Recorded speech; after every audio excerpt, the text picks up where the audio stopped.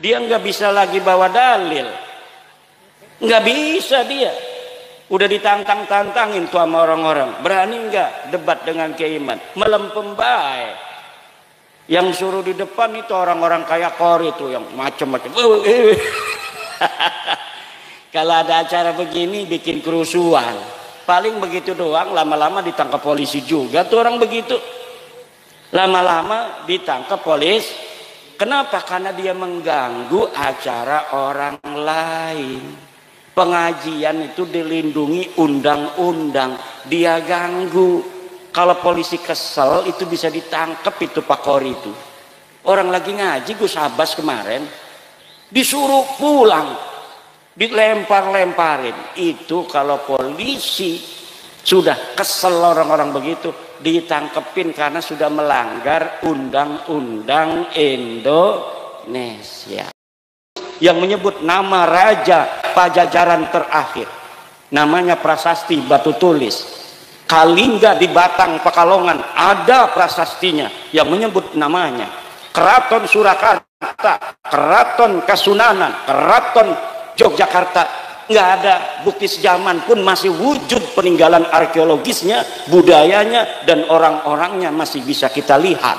Apalagi semua apa yang ada di Keraton Jogja, Kasunanan, Pakualaman, Surakarta, Hadiningrat, semuanya dicatat semua. Nasab yang mau masuk nyangkok ke Yogyakarta nggak bisa karena ada kekancingannya.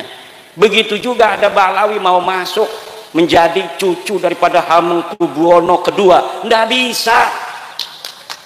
Ada yang ngaku Balawi cucunya Hamengkubuwono, katanya punya istri anaknya Hamengkubuwono, punya mertua Hamengkubuwono dan lain sebagainya.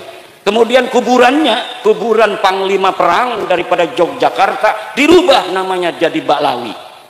Kanjeng Raden Tumenggung Sumodiningrat adanya di Bantul Pleret. Dia pahlawan karena dia perang dengan Inggris, lalu Inggris kalah, tetapi beliau meninggal dunia di masjid, dipenggal lehernya sebagai seorang kesatria tahun 1811. Namun hari ini orang Jawa asli itu makamnya jadi bin Yahya. Bu, kira-kira dolim gak tuh orang yang ganti-ganti tuh? Bu, dolim gak? Jawab, jahat apa tidak? Jahat apa tidak? Kalau jahat, kenapa nggak didiamkan?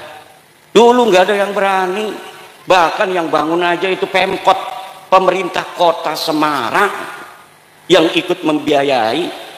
Bahkan yang sekarang pengurus PWI banyak yang dulunya ikut-ikut bikin makam-makam palsu.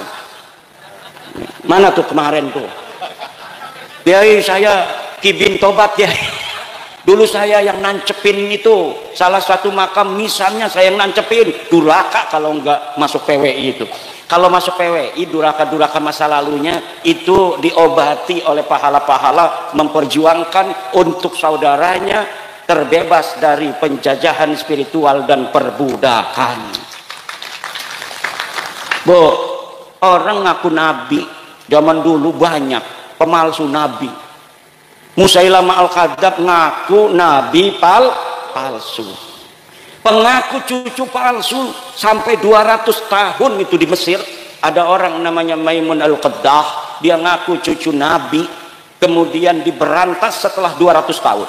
Dia jadi ngaku sebagai cucu nabi itu karena orang jadi segan. Yang nggak benar keluarga besar dia dan keturunannya. Ada yang minuman, ada yang memperkosa, ada yang sodomi. Kemudian Allah utus di zaman itu seorang yang bernama Salahuddin Al-Ayyubi. Hari ini di Indonesia setelah datang kaum Ba'alwi mengaku sebagai cucu Nabi tahun 1850-an sampai 1943, banyak orang percaya, terutama orang NU, Muhammadiyah tidak percaya, Al-Irsad tidak percaya. Persis tidak percaya, Syarikat Islam tidak percaya, NU percaya. Kenapa NU percaya? Karena di NU memang zaman dulunya kiai-kiainya turunan Nabi semua, turunan wali sok, turunan Nabi. Jadi ketika ada orang ngaku dianggap saudaranya, oh berarti saudara saya ini. Kemudian ternyata lama-lama ngalahin. Lama-lama kiai yang pinter-pinter, kemudian dia yang goblok, kagak bisa baca Fathul Qorib, kagak bisa nasrib, nggak ada yang hafal Quran, nggak ada yang enak ngajinya kalau jadi imam. Kemudian dia merasa lebih mulia daripada kiai-kiai kampung. Katanya, satu Habib yang bodoh, walaupun suka maksiat, walaupun suka berzina, dia lebih mulia dari kiai 70 kiai. Na'udzubillah. Saya masih lihat dari Tulungagung seorang Ba'lawi itu kemarin di YouTube. Dia bawa-bawa Ibnu Hajar. Kata dia, itu pendapat pribadi Ibnu Hajar, bahwa Ibnu Hajar mengatakan satu Ba'lawi yang bodoh itu lebih baik daripada 70 ulama. Karena apa? Karena kemuliaan Ba'lawi adalah zatnya, sedangkan kemuliaan ulama adalah aradnya, sifatnya. Zat dan sifat lebih mulia mana? Lebih mulia zat, betul. Zat dan sifat lebih mulia zat, karena zat la yataghayyar wala yartafi'u an syai'in. Dzatma, kalau dzatnya hilang ya syai'unnya itu tidak ada. Tetapi kalau arad, syai'un itu dzat, aradnya sifatnya hilang, syai'unnya masih ada. Itu lebih mulia dzat, betul. Tapi kamu bukan cucu Nabi. Masalahnya itu, kamu cuma ngaku-ngaku cucu Nabi. Kamu tidak mulia. Dalam darahku, dalam tubuhku mengalir darah Rasulullah. Tidak ada. Kamu sudah dijajal darahnya, diperiksa. Darahnya sudah diperiksa di laboratorium family 3 DNA. Darah kamu darah G.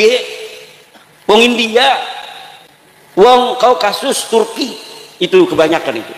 Bukan orang Arab. Cucu Nabi itu harus orang Arab. Darahnya cucu Nabi itu yang asli adalah darah Arab, karena Nabi orang Arab. Kalau Arab, kalau keturunan garis laki-laki lurus harus J1. Sedangkan Habib-Habib Ba'lawi ini ngakunya lurus ke Nabi garis laki, tapi darahnya diambil pas sudah terbukti, sudah selesai diperiksanya, hasilnya G semua. 180 orang yang sudah tes DNA, baik di Indonesia maupun yang di Yaman, semuanya gagal sebagai keturunan baginda Nabi besar Muhammad sallallahu alaihi wasallam.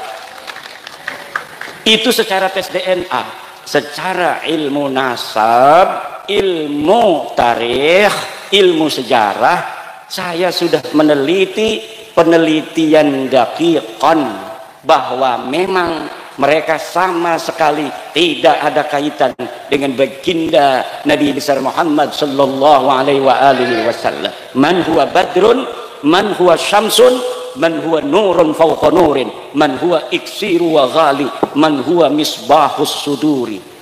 Nabiyuna wa maulana Muhammad. Tidak ada kaitan sama sekali dengan Ba'alwi. Tidak ada kaitan nasab apa-apa dengan Ba'alwi, para Habib-Habib yang mengutus cucunya itu. Tidak ada.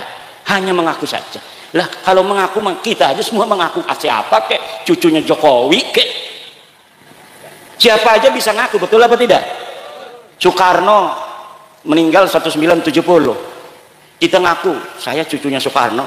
Pantes. Wong Soekarno masih punya cucu, paling punya buyut, jangga paling kan. Orang yang ngaku cucunya Soekarno, anaknya Mega, Puan. Mbak Puan umurnya kayak Kiai Ansori. Jadi Kiai Ansori mengaku cucunya Soekarno wajar. Dari anak siapa Kiai Ansori? Dari ibu yang tidak diketahui. Ya.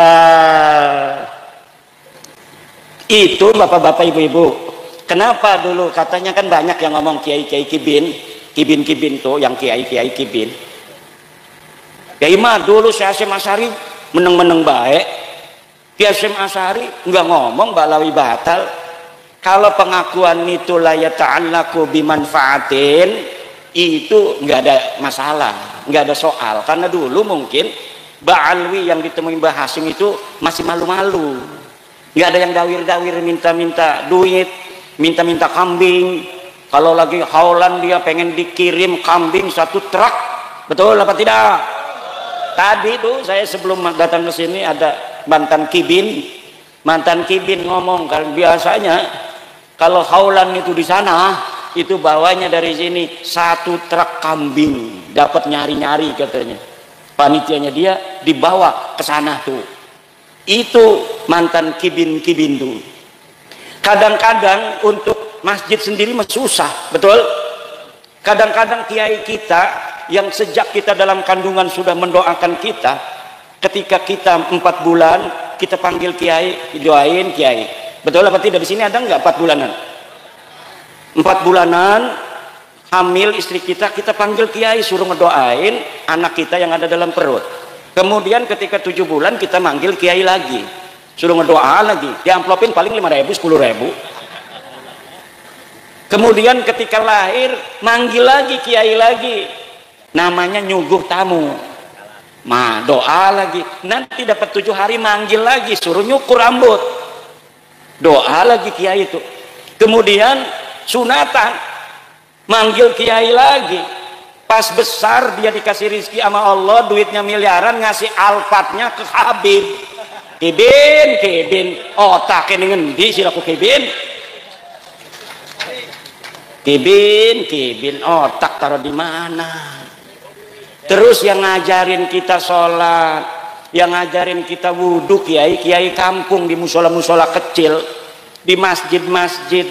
Kadang dia yang ngajar, kadang dia yang bawa kue, dia yang bikin kopi kiainya tuh. Tapi Masya Allah, sesudah kenal lama Habib, dia lupain guru orang-orang yang telah berjasa dalam hidupnya sejak dalam kandungan. Kadang-kadang dia yang ngomong, ini malam ini ada hallnya Habib, pengajian libur, nggak boleh kalau ada Habib lagi di hall ada pengajian, itu namanya matanya picak. Betul apa tidak? Ada nggak orang ngomong begitu? Pangkat dia itu apa ngomong begitu? Pangkat dia apa kiai? Bukan. Bisa ngaji Fathul Qarib? Enggak. Suruh nasrif fa'ala enggak bakal bisa. Suruh ngelal qala aslu qawala ala wazni fa'ala enggak bakal mampu. Suruh menghafal al-qawaid al-fiqhiyah enggak bakal bisa. Lalu pangkatnya apa? Itu orang dia mau di hall buyutnya dia, kita mau ngaji, tidak boleh pengajian, bahkan jamaahnya suruh hadir ke sana, katanya barokah. Barokah naon ngaji teu apa teu? Barokah apa dapatnya di sananya? Dikasih perukunan sholat? Enggak. Kadang-kadang enggak sholat. Betul apa tidak? Kadang-kadang kumpul sholat maka jangan betul-betul tuh dekat keraton masih ada. Bahkan kota kita banyak yang dipakai-pakai. Allah, haul Gresik, haul Solo, haul Malang. Lah emang pangkatnya apa dia? Coba yang dia haul itu, lihat sejarahnya waktu hidupnya. Ada nggak di kitab-kitab Mbah Hasyim yang semasa dengan dia disebutkan? Nggak ada. Banyaknya orang-orang Ba'lawi itu yang dianggap hebat-hebat setelah matinya. Udah 20 tahun mati baru dicatat itu. Kehebatannya semuanya tidak ada bisa dibuktikan oleh orang yang sezaman. Hafal hadis katanya 1 juta hadis, mana buktinya? Lu nggak ada, orangnya udah mati. Mungkin ada nggak kalau dia pakar hadis? Kitabnya mungkin, sanadnya dari siapa? Pernah nggak dia ketemu dengan musnidud dunya?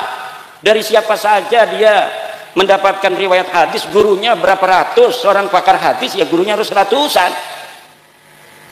Nggak ada. Hanya di tulisan-tulisan sekarang di internet ditinggi-tinggikan, pada masa hidupnya bukan siapa-siapa. Makanya saya katakan satu Syekh Nawawi Tenara lebih mulia dari seluruh Ba'lawi yang hidup maupun yang sudah mati. Satu kiai Indonesia Syekh Nawawi Tenara lebih mulia dari seluruh Habib di dunia baik yang masih hidup maupun yang sudah wafat. Dengan Syekh Mahfud Turmusi pun saya berani katakan bahwa Syekh Mahfud Turmusi lebih utama dan lebih mulia di sisi Allah dari Ba'lawi, seluruh Ba'lawi yang ada di dunia, baik yang hidup maupun yang meninggal dunia. Bahkan peci hitamnya Syekh Nawawi itu lebih mulia dari seluruh sorban-sorban ban Vespanya Ba'lawi, baik yang masih hidup maupun yang sudah meninggal dunia. Sarungnya Syekh Nawawi Tenara, sarung yang murah itu, yang linting, lebih mulia dan lebih utama dari seluruh jubah sorban-sorbannya dan lapisan-lapisannya dari para kabid Ba'lawi itu. Saya berani kalau misalnya ada malaikat yang suka tugasnya itu menghitung, hisab, ayo dihisab. Dia suka membanding-bandingkan, makanya saya banding-bandingkan sekarang. Mereka itu sukanya membanding-bandingkan. Sayyidina Syekh Abdul Qadir Jilani dibandingin dengan Abdul Al-Haddad, dengan Faqih Muqaddam. Katanya Faqih Muqaddam lebih hebat daripada Syekh Abdul Qadir Al-Jilani. Kalau Syekh Abdul Qadir Al-Jilani dia terkenal di dunia, maka Faqih Muqaddam nanti dia akan lebih tinggi derajatnya di akhirat daripada Syekh Abdul Qadir Jilani. Dari mana dia tahu? Syekh Abdul Qadir Jilani katanya pangkatnya kalah nanti di akhiratnya oleh Faqih Muqaddam. Siapa Faqih Muqaddam? Apakah orang, apakah bukan? Faqih Muqaddam katanya imam. Saya teliti di kitab-kitab, katanya dia wafat 653 Hijriah. Kitab-kitab sudah banyak ditulis di Yaman yang nyebutin nama ulama-ulama Yaman, ulama-ulama Tarim disebutin. Saya cari nama Faqih Muqaddam Muhammad bin Ali itu tidak ada sama sekali. Pada tahun 653 orang bernama Faqih Muqaddam. Tapi kibin-kibin kan hadaratnya, loh hadrati Sayyidina wa Maulana Faqih Muqaddam, ya Faqih Muqaddam. Faqih Muqaddam dipanggil nggak ada kok. Saya bisa membuktikan dia tidak ada. Saya nggak bakal berani ngomong begini kalau saya tidak bisa membuktikan bahwa Faqih Muqaddam tidak ada pada masanya. Tidak ada. Lalu gimana tuh kiai kok bisa ada? Ya Sangkuriang tahu? Sangkuriang, Superman, tahu? Batman, Gundala, nggak ada orangnya. Tapi kemudian anak-anak kita hafal. Coba idola kamu siapa? Superman, Batman, Gundala, Spiderman, Doraemon. Kalau dulu Sangkuriang, Kamandanu, Angling Dharma, tak kayak tadi Angling Dharma tuh. Itu belum ditemukan bukti sezaman. Saya baca dalam sejarah Bojonegoro, kalau Bojonegoro di Banten, di Bojonegoro, bahwa para pakar-pakar Bojonegoro belum menemukan bukti sezaman betulkah dulu di Bojonegoro ini ada Angling Dharma. Tetapi itu adalah sebuah kekayaan kebudayaan daripada Bojonegoro.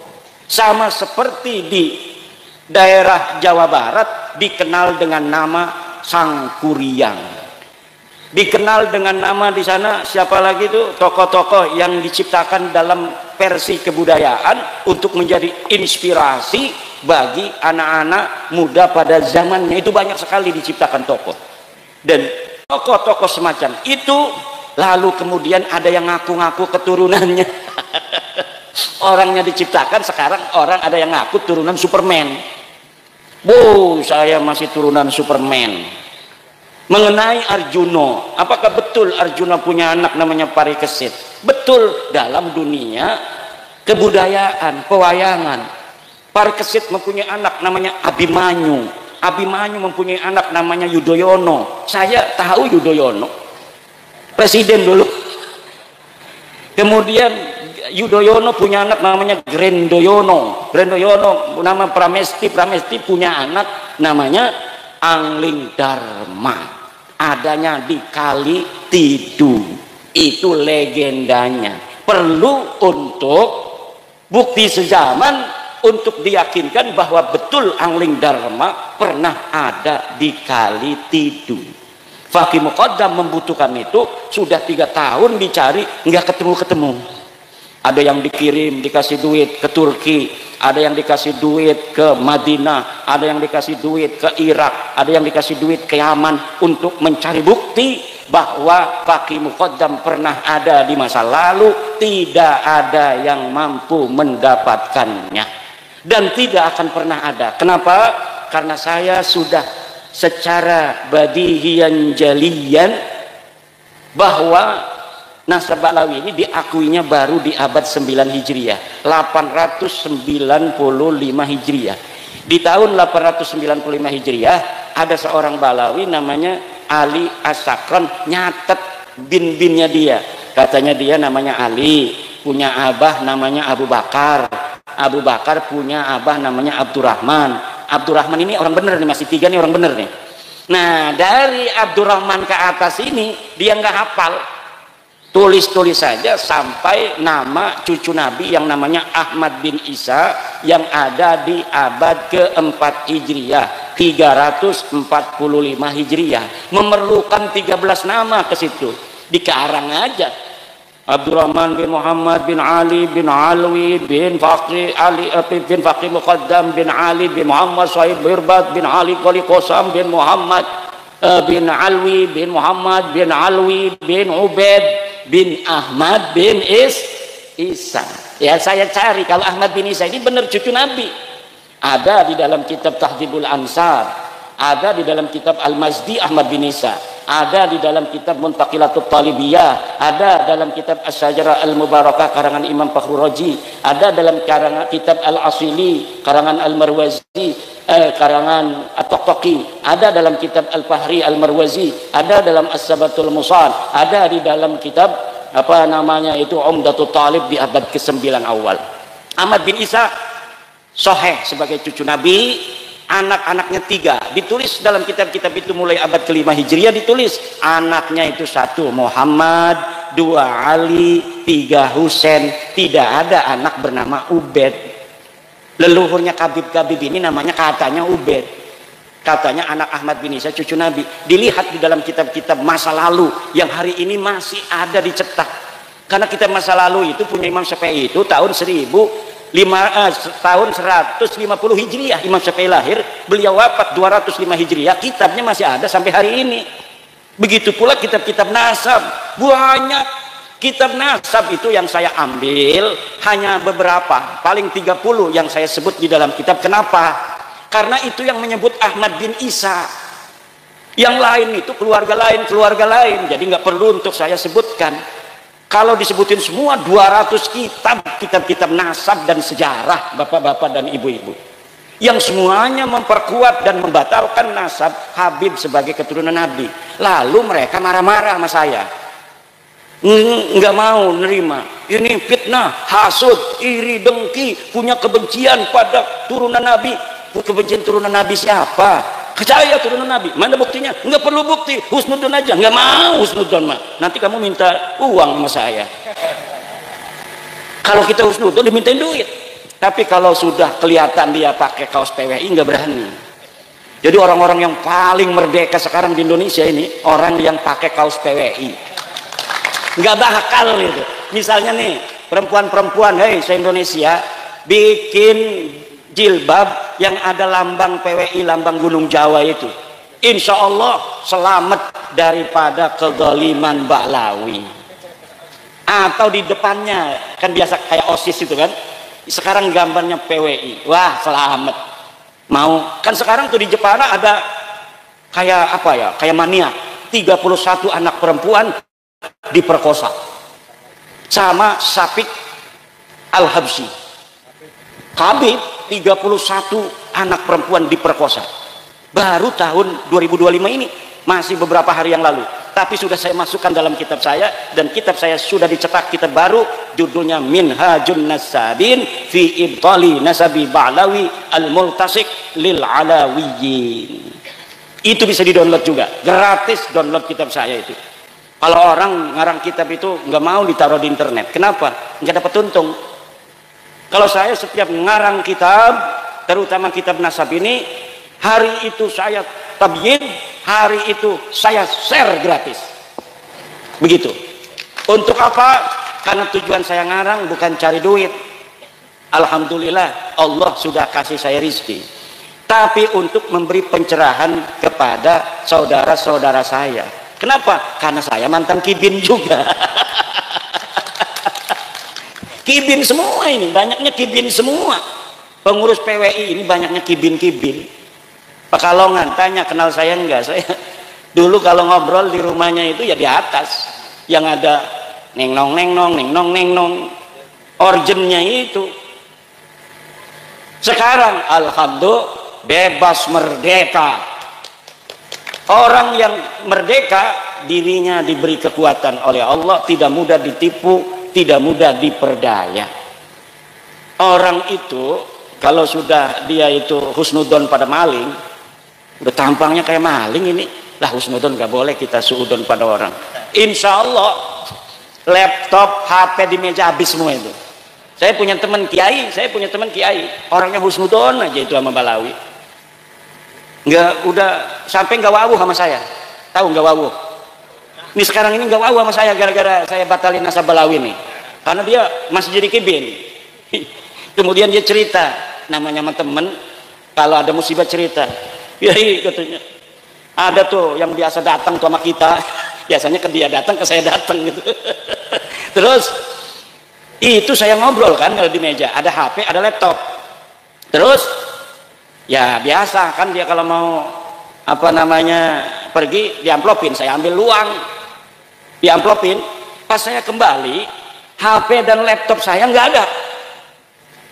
Terus saya nanya sama dia, Bib, katanya ini laptop sama HP saya mana? Oh nggak ada, dari tadi nggak ada itu namanya laptop dan namanya PHP. Ada Bib, tadi di sini nggak ada. Kamu salah katanya. Dia penasaran karena rumahnya pakai CCTV, kiai banyak duit dia. Ada CCTV-nya. Dia lihat di kamar, CCTV-nya. Bener itu dimasukin ke tasnya, HP-nya, laptopnya dimasukin ke, dan dia tidak punya malu. Na'udzubillah. Tapi kalau sudah pakai kaos PWI LS, selamat sentosa, karena kita bisa masuk apa ada amar ma'ruf nahi mungkar awamirillah wajtinabu nawahihi, masuk surga. Jangan mau ditakut-takutin. Kalau nggak cinta sama aneh, cinta sama keluarga Belawi, maka ente tidak akan masuk surga karena tidak akan dapat syafaat dari Injil aneh Nabi Muhammad. Sebenarnya dia juga nggak yakin itu dia cucunya Nabi Muhammad itu. Sekarang itu dia nggak yakin orang dia udah tes DNA, bukan kok. Tapi si kibin ini aja yang masih yakin orangnya itu udah nggak yakin. Kibinnya masih yakin, kibin. Susah jadi kibin itu. Kibin kapan tobatnya? Nah, kita doakan. Kita bukan kebencian. Kalau mereka yang ngaku-ngaku turunan Nabi itu tidak ada kaitan dengan kezaliman dari pengakuannya, biarin aja. Gak bakal ini ada ribut-ribut begini. Ada orang yang penasaran seperti saya bahwa dia bukan cucu Nabi. Gak mungkin kalau mereka semuanya baik-baik semua. Ngaku turunan Nabi misalnya, setiap punya uang ketemu orang dia kasih 100.000, ada ketemu lagi 100.000, ketemu lagi, itu mengangkat nama Nabi Muhammad. Ya Allah, dasar cucunya Nabi, ketemu orang ngasih uang, sepasar uang dibagi semua sama dia. Masya Allah, Nabi Muhammad terima kasih, kau telah membawa cerah keimanan kepada kami. Engkau juga menurunkan keturunan-keturunan yang mulia, yang bagi-bagi duit terus pada kami. Begitu, walaupun palsu dia. Betul apa tidak? Mengangkat harkat martabat Nabi Muhammad SAW lebih tinggi lagi. Tapi kalau model-modelnya ngaku cucu Nabi, nggak pernah sholat, katanya putra putri Fatimah nggak sholat juga, dijamin masuk surga. Kan malu-maluin Nabi Muhammad. Ngaku cucu Nabi, ada apem punya orang diambil aja. Allah. Minum-minuman keras, mabok, nyolong motor, dawir, nyolong apa namanya tuh akuarium, ada di Lampung nyolong akuarium, di Banyumas nyolong keramik 200 meter material. Dia bawa mobil losbak ngambilin keramik, bukannya bayar, bilang Habib Anu, emangnya ini material siapa?